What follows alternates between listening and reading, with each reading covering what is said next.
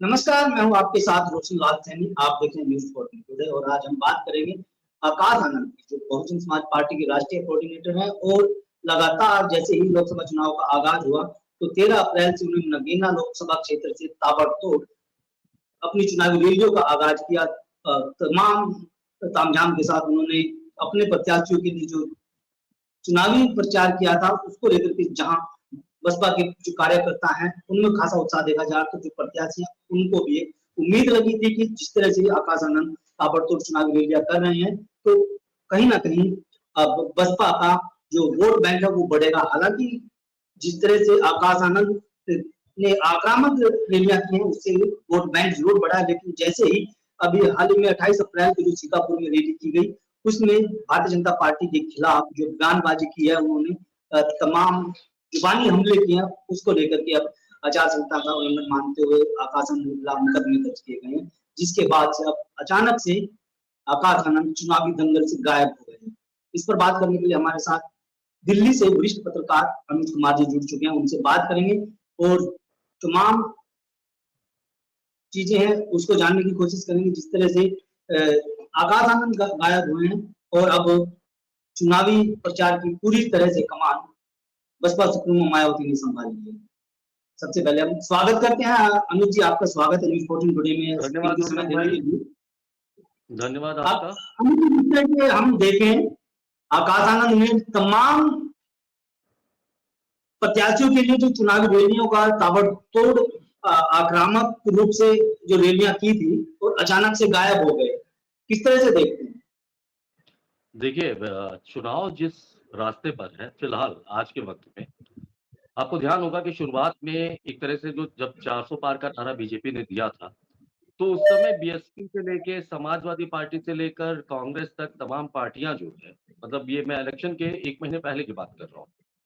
उस समय तकरीबन सबकी दिशा यही थी कि सब एक तरह से मान के चल रहे थे कि बहुमत तकरीबन बीजेपी का तय था, एक वक्त था। धीरे-धीरे जब समय बदला, आप देखिएगा तो आकाश आनंद हो या मायावती हो, भले ही दोनों जो है बीएसपी को की लीडरशिप है, मायावती बीएसपी की अध्यक्ष है और राष्ट्रीय कोऑर्डिनेटर हैं आकाश आनंद। बावजूद इसके कहीं न कहीं इनका रुझान और रुख तकरीबन बीजेपी प्रो ही माना जाता था, अगर आपने गौर किया हो। ये बात मैं कह जी, रहा हूँ करीब 1 डेढ़ महीने 2 महीने पहले की, ठीक है? लेकिन इलेक्शन जैसे-जैसे करीब आया और निश्चित तौर पर जो काफ़ी सारे ऐसे मुद्दे उछले जो कहीं न कहीं बीजेपी के अभी खिलाफ में गए हैं, उसकी वजह से अब बीएसपी को भी एक कहीं न कहीं ये दिखने लगा कि अब वक़्त है कि वो बीजेपी पर खुलकर प्रहार कर सकते हैं। आकाश आनंद इसी का शिकार हो गए। जी, उन्माद था, आवेश था या शायद अपने शब्दों पर उनका नियंत्रण नहीं था, जो उन्होंने जिस तरह से सीतापुर में टिप्पणी की और उसके बाद उनके खिलाफ एफआईआर दर्ज हो गई। मायावती पुरानी मंझी हुई खिलाड़ी हैं, सियासी खिलाड़ी हैं। वो इस बात को समझ गई कि आकाश आनंद की रैली से उन्हें जिस तरह का फ़ायदा अभी होता दिख रहा है, वो तो ठीक था। लेकिन एफआईआर जी, होने के बाद उनके खिलाफ हो सकता है कि बीजेपी की वजह से उनकी मुश्किलें बढ़ जाएँ आने वाले वक़्त में। ऐसे में मायावती को ये फ़ैसला लेना पड़ा मजबूरी में कि फिलहाल वो जी, कमान जो है, जो प्रचार की कमान पूरी तरह से आकाश आनंद के हाथ में थी, उसको वो उत्तर दिशा में मतलब उत्तर प्रदेश में अपने हाथ में ले लें। ऐसा जी, 2 वजहों से। पहली सबसे बड़ी जो वजह है वो ये है कि आकाश आनंद को अभी राजनीतिक अनुभव कम है, सबसे पहली वजह। दूसरी वजह मायावती इस बात को भी जानती हैं कि उनके कई ऐसे कार्यकर्ता हैं और कई ऐसा उनका वोट बैंक है जो बीजेपी की ओर मुड़ा है। जी, मायावती कतई ये नहीं चाहेंगी कि सीधा प्रहार और बीजेपी के ऊपर, तो हो सकता है कि उनका वो वोट बैंक उनसे छिटक कर वापस बीजेपी की ओर चला जाए। तो ये जी। 2 अहम वजह हैं, जो फिलहाल आकाश आनंद से जिस तरह से उनको किनारे किया गया है, उसकी जो मेन वजह है, वो फिलहाल ये नज़र आती है। दूसरी बात लेकिन आकाश अमित जी, यहाँ पर पढ़े-लिखे तो एक सवाल ये भी उठता है यहाँ पर, क्योंकि अपने गृह प्रदेश से उनके खिलाफ मुकदमा दर्ज हो जाता है, वो अपने गायब हो गए हैं चुनावी रैलियों में से, और वो पश्चिम के राज्यों में मायावती ने उनकी ड्यूटी लगा दी है। ऐसे कयास लगाए जा रहे हैं, जो बसपा सूत्रों से पता चल रहा है कि पश्चिम के राज्यों में जाकर अब आकाश आनंद बसपा के लिए काम करेंगे। तो क्या देखते हैं, क्या जिस जो दक्षिण के राज्य हैं वहां पर अपना कुछ असर दिखा पाएंगे? देखिए, अभी तक तो फिलहाल आकाश आनंद ने जिस तरह से एग्रेसिवली अपना कैंपेन किया, जिस तरह से वो काफ़ी हद तक बीएसपी का परचम उठाकर आगे बढ़े, उससे लोगों जी, का मानना है और बीएसपी नेताओं का मानना है कि उत्तर प्रदेश में काफ़ी हद तक बीएसपी को फ़ायदा भी हुआ है। कई ऐसी सीटें हैं जहाँ पर बीएसपी कैंडिडेट्स खुद ये मान रहे हैं कि आकाश आनंद के प्रचार करने का उनका सीधे तौर पर फ़ायदा हुआ। लेकिन अब एक जी, बात पे गौर करिए, ज़रा गौर करिए कि पश्चिम और दक्षिण की बात अगर करें आप, तो खुद मायावती शायद उतनी अच्छी नेता नहीं है, या मान सकते हैं आप कि आकाश आनंद एक पढ़े-लिखे नेता हैं। वो अंग्रेज़ी भी अच्छी तरह समझते हैं। दक्षिण के राज्यों में जी, और पश्चिम के राज्यों में हिंदी उतनी ज़्यादा नहीं बोली जाती है या लोग समझते नहीं हैं। लेकिन अंग्रेज़ी जी, एक जी, ऐसा माध्यम है जिसके तहत आकाश आनंद एक बेहतर नेता थे बीएसपी के, जिनको दक्षिण में भेजा जा सकता था, जो कम्युनिकेट कर सकते थे लोगों से, जो लोगों तक पहुँच सकते हैं, जो लोगों को अपनी बातें समझा सकते हैं। ये बात शायद मायावती जी नहीं कर सकती, क्योंकि ऐसा नहीं है कि उनके पास ज्ञान की कमी है, लेकिन फिर भी जिस लेवल की अंग्रेज़ी और जिस लेवल का ज्ञान चाहिए होता है दक्षिण के लोगों को समझाने के लिए, वो शायद मायावती जी के पास कम था। उन्हें भी ये मौका लगा होगा कि अगर हम आकाश आनंद को वहाँ भेजते हैं, तो इसका सीधा तौर जी, पर फ़ायदा जो है, वो बीएसपी को होगा। दूसरी बात, जो दलित वर्ग है दक्षिण का, वो ठीक जी, वैसा ही है जैसे उत्तर का है। ठीक है? लेकिन उन तक मैसेज पहुँचाने की जो ज़िम्मेदारी थी अभी तक, जो बीएसपी नेताओं के पास थी, वो मैसेज जी, पास ऑन नहीं हो पा रहा था। इसीलिए आकाश आनंद को उन्होंने एक बार ये ज़िम्मेदारी दी है ताकि दक्षिण का जो किला है, दक्षिण के जो इलाके हैं, उसमें भी बीएसपी की जी, थोड़ी-सी पैठ पड़े। हालाँकि इन सब के पहले, इन सब के इतर सच्चाई यही है कि एफआईआर जो दर्ज हुई, उसने काफ़ी हद तक बीएसपी सुप्रीमो मायावती को डरा दिया है। जिसकी वजह से उन्होंने फिलहाल ये फैसला लिया कि उत्तर प्रदेश के चुनावी कैंपेन से वो आकाश आनंद को दूर ही रखेंगे। जी। नहीं, कहीं न कहीं अब जिस तरह से आकाशानंद चुनावी रैलियाँ कर रहे थे, उत्तर प्रदेश से दिल्ली का रास्ता जाता है और उत्तर प्रदेश को छोड़कर अब आकाशानंद दूसरे प्रदेशों में जाने की तैयारी कर रहे हैं। बसपा सुप्रीमो मायावती ने खुद यहाँ की जिम्मेदारी जमीन की, क्या वो वापस लौट पाएगी इस तरह की रणनीति से?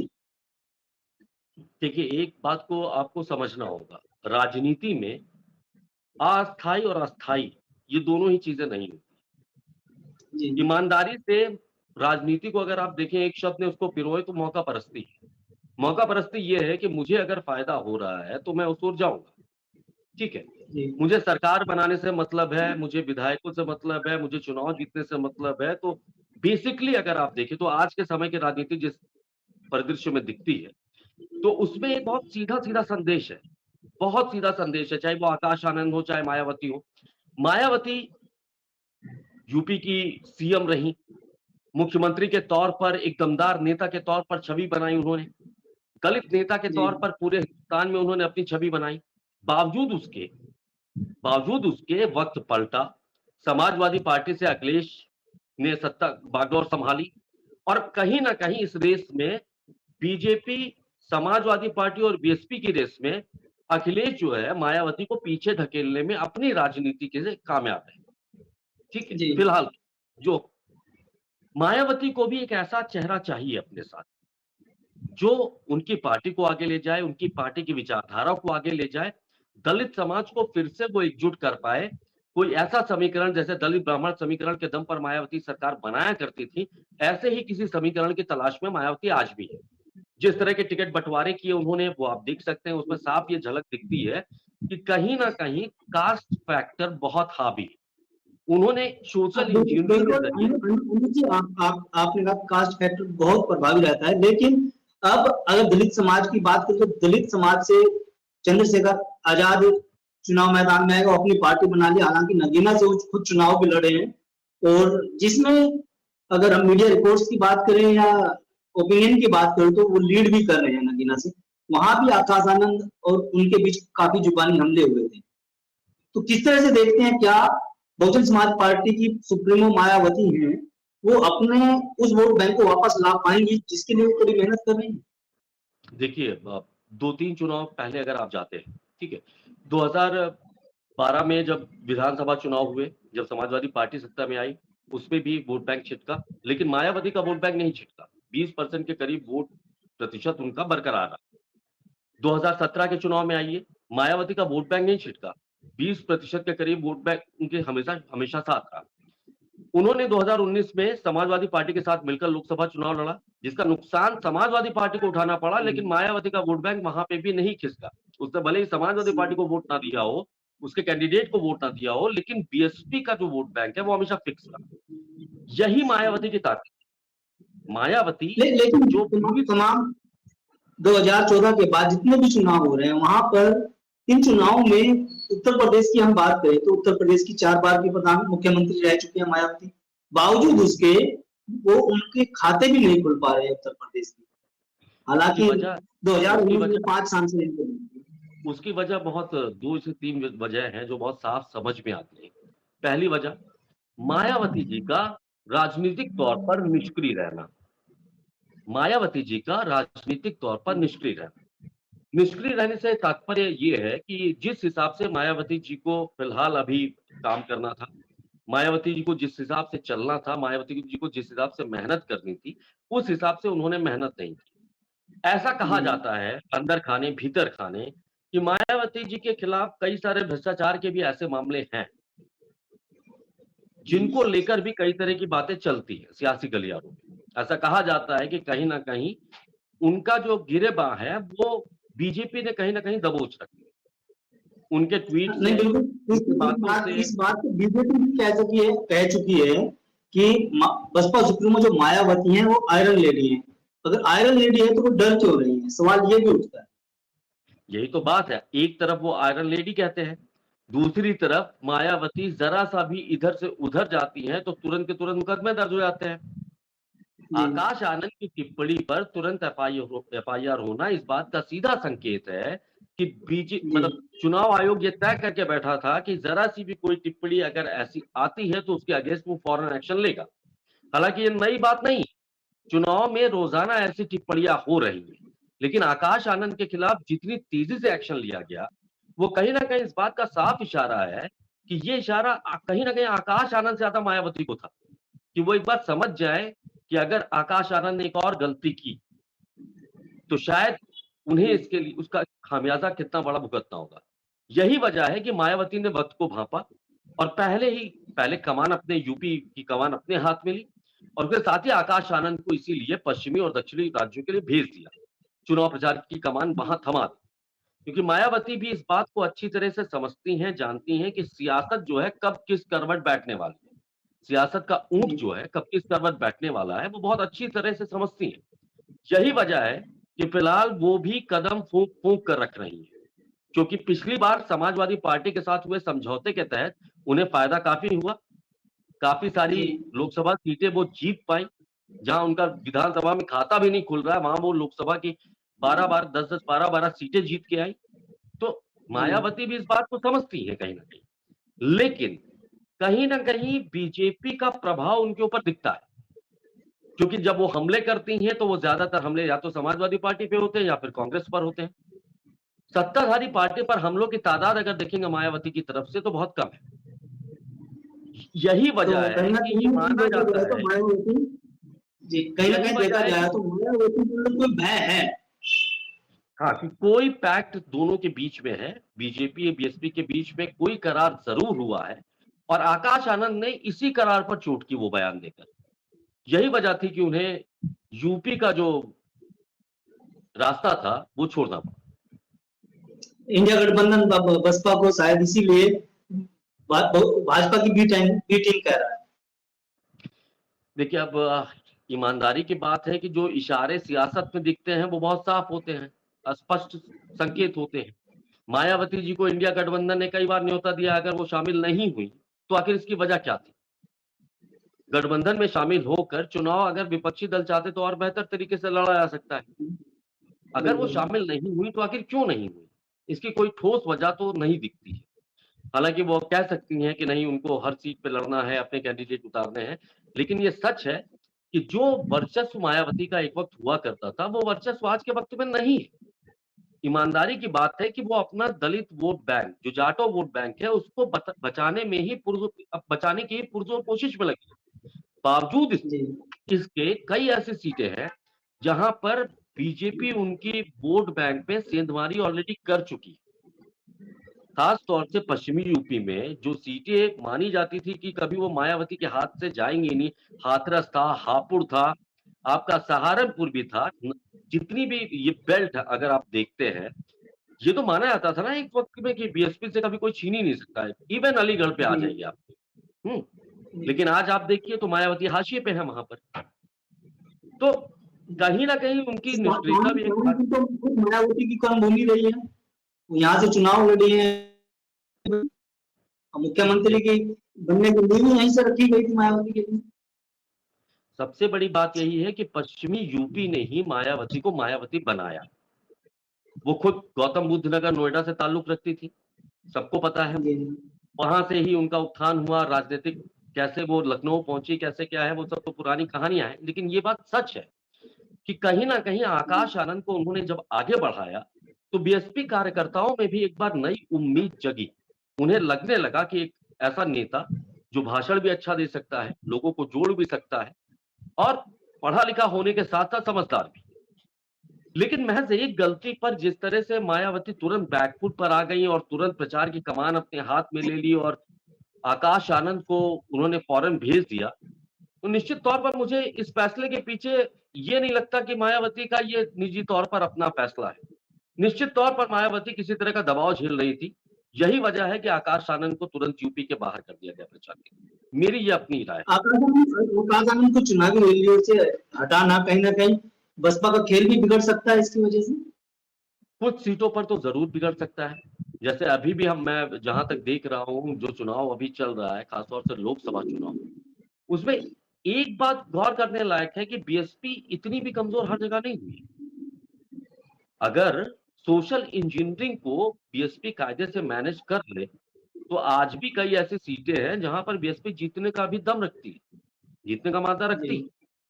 नगीना में चंद्रशेखर ने बहुत लंबी मेहनत की, बहुत वक्त से वो मेहनत कर रहे हैं। जी मायावती, वही कह रहा हूं, मायावती जी को नुकसान यहाँ पे हो रहा है कि मायावती जी निष्क्रिय हो चुकी है, वो सक्रियता नहीं है। चंद्रशेखर को लोग इसलिए क्योंकि वो नगीना में रहे, लोगों से मिलते जुलते रहे, जब से वो आंदोलन कर रहे हैं या बीजेपी के खिलाफ जब से उन्होंने झंडा उठाया या अपने हिसाब से राजनीति कर रहे हैं, तब से वो लगातार खबरों में बने हैं, सुर्खियों में बने हैं, कुछ ना कुछ करते आ रहे हैं, लोगों से मिलते आ रहे हैं। मायावती कहीं कहीं की देखा जाए तो बुर्का और कुर्बा यानी जो बसपा का कैडर वोट है, उसको लेकर जो ओवर कॉन्फिडेंस में मायावती थी उसका खामियाजा भुगतना पड़ सकता बिल्कुल भुगतना पड़ सकता है। देखिए ना, चंद्रशेखर अगर ये चुनाव जीतते हैं नगीना से, तो निश्चित तौर पर एक सीधा संदेश दलित समाज में जाएगा कि अब इकलौती मायावती जी ही दलित नेता नहीं है।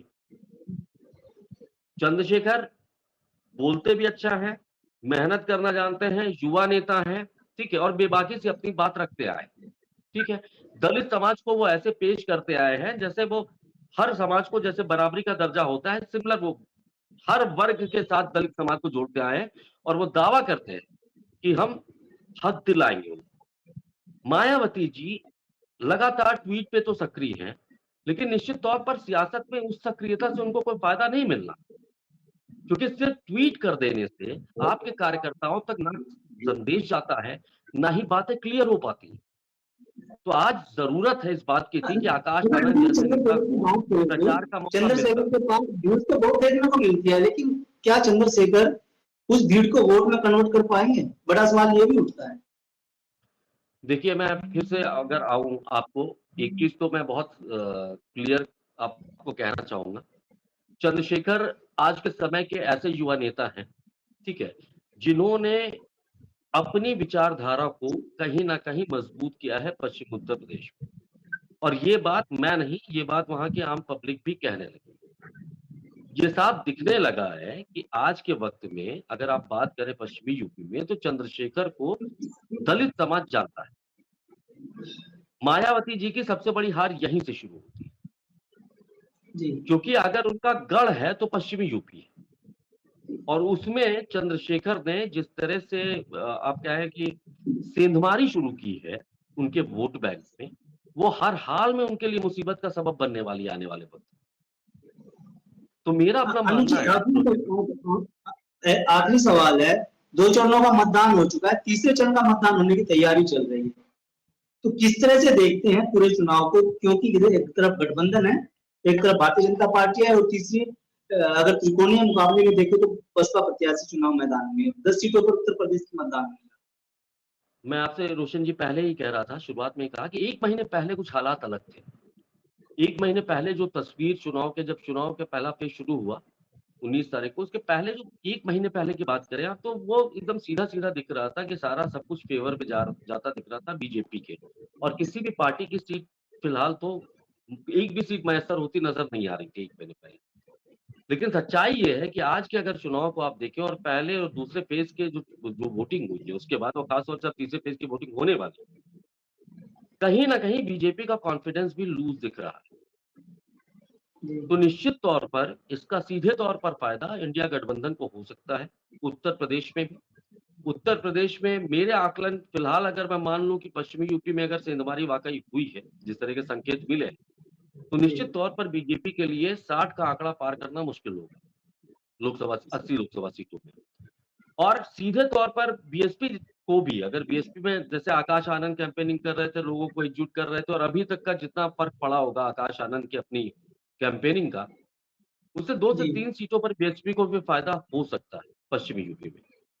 हालाँकि नगीना सीट तो सीधे अभी तो फिलहाल मुझे लगता है चंद्रशेखर ही जीतते दिख रहे हैं, जहाँ तक मुझे लग रहा है। और दूसरी बात रही, समाजवादी पार्टी ने और कांग्रेस ने मिल के ना कई सीटों में पेच फँसा दिया है, जहाँ पे बहुत ही क्लोज़ फाइट होगी। तो क्लोज़ फाइट में आप भी समझते हैं कि 1 वोट से भी हार-जीत तो होती है। लेकिन कहा अभी जाए तो आंकलन टिकट बंटवारे में भी कहीं न कहीं बसपा को नुकसान हो सकता है। ठीक है। कुल मिलाकर आज का आकलन यही है, जो आज का पेज दिख रहा है, कि वो कॉन्फिडेंस नहीं दिख रहा, जो कॉन्फिडेंस बीजेपी के पास चुनाव के पहले हुआ करता था। उसमें कुछ कमी ज़रूर आई है, और वो सीधे तौर पर जैसे-जैसे चुनाव आगे बढ़ रहा है, वो उस कॉन्फिडेंस में थोड़ी कमी देखने को मिल रही है, जो शक पैदा कर रही है कि शायद कुछ जगहों पर बीजेपी को नुकसान होने की उम्मीद है। जी, बिल्कुल। चलिए, बहुत-बहुत धन्यवाद अनुज जी आपका। ये थे हमारे साथ अनुज कुमार जी, जो दिल्ली से वरिष्ठ पत्रकार हमारे साथ जुड़े थे। उन्होंने साफ तौर पर कर दिया है कि जिस तरह से अब पश्चिमी उत्तर प्रदेश में 16 सीटों पर मतदान हुआ है, पहले और दूसरे चरण में, तो उसमें कहीं न कहीं जो पूरा मुकाबला है वो इंडिया गठबंधन और भारतीय जनता पार्टी के बीच देखा जा रहा है। और जो आकाश आनंद को अब अचानक से चुनावी रैलियों से गायब कर दिया गया है, और पूरी चुनाव कमान जो है बसपा सुप्रीमो मायावती ने संभाल ली है, तो उसका खामियाजा भी भुगतना पड़ेगा। क्योंकि आकाश आनंद जिस स्पीड के साथ, जिस आक्रामक पारी को खेलते हुए चुनावी जनसभाओं को संबोधित कर रहे थे, तो उसको लेकर के वोट बैंक में वो लगातार बसपा के विरोधी हो रही थी। तो क्या कुछ रहेगा, जीत किसकी होगी, हार किसकी होगी, ये तो आने वाला वक्त बताएगा। फिलहाल न्यूज़ 14 टुडे के लिए तमाम खबरों के लिए बने रहिए हमारे साथ।